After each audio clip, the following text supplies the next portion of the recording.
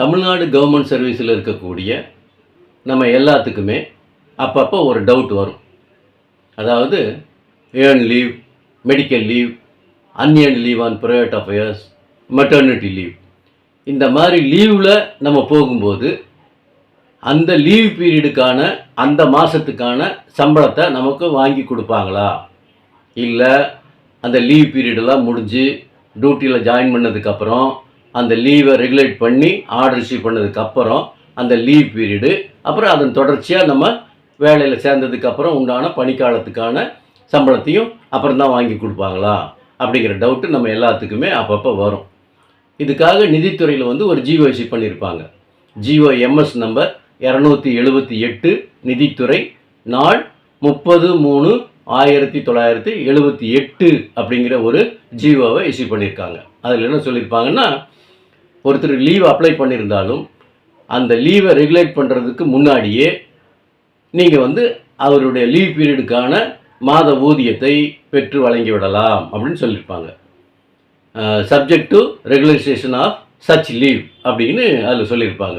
லீவை முறைப்படுத்துவதற்கு உட்பட்டு அந்த மாதத்துக்கான சம்பளத்தை வாங்கி கொடுத்துடலாம்னு சொல்லியிருப்பாங்க.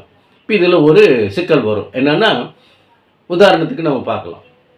ஒருத்தருடைய இஎல் அக்கௌண்ட்டில் 15 நாள் தான் இருக்குது. இப்போ அவர் அந்த மாதத்தில் 11ஆம் தேதியிலிருந்து 25ஆம் தேதி வரைக்கும் இருக்கக்கூடிய அந்த 15 நாளைக்கு இஎல் எழுதி கொடுத்துட்றாரு. இப்போ நம்ம என்ன பண்ணுவோம், 25, 26ஆம் தேதியிலேயே அவருக்கு பே பில்லை ரெடி பண்ணி கொடுத்துருவோம். முழு மாதத்துக்கான சம்பளத்தை கிளைம் பண்ணியிருப்போம். சில நேரங்களில் 25ஆம் தேதி முடிஞ்சு அவர் 26ஆம் தேதி டியூட்டியில் ஜாயின் பண்ணாமல் மேலும் ஒரு 5 நாளைக்கோ 6 நாளைக்கோ லீவை எக்ஸ்டெண்ட் பண்ணிடுவார்.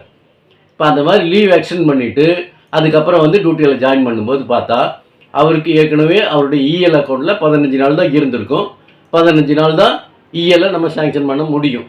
அப்போ கூடுதலாக ஒரு 5 நாள் லீவ் எடுத்திருக்காருன்னு சொன்னால் அவருக்கு லாஸ் ஆஃப் பே தவிர வேறு எந்த லீவும் சேங்ஷன் பண்ண முடியாத ஒரு சுச்சுவேஷன் இருக்குதுன்னு சொன்னால், அந்த கூடுதலாக அந்த மாதத்தில் நம்ம முழு மாத சம்பளத்தையும் வாங்கி கொடுத்துருப்போம். அப்போ அவருக்கு 5 நாளைக்கோ 6 நாளைக்கோ எக்ஸஸாக சம்பளம் வாங்கி கொடுத்துருந்தோம்னு சொன்னால் அதை அடுத்து அவருக்கு பெற்று வழங்கக்கூடிய ஊதியத்தில் அட்ஜஸ்ட் பண்ணி கழிச்சிக்கலாம் அப்படிங்கிற மாதிரி அந்த ஜிஓவில் சொல்லியிருப்பாங்க.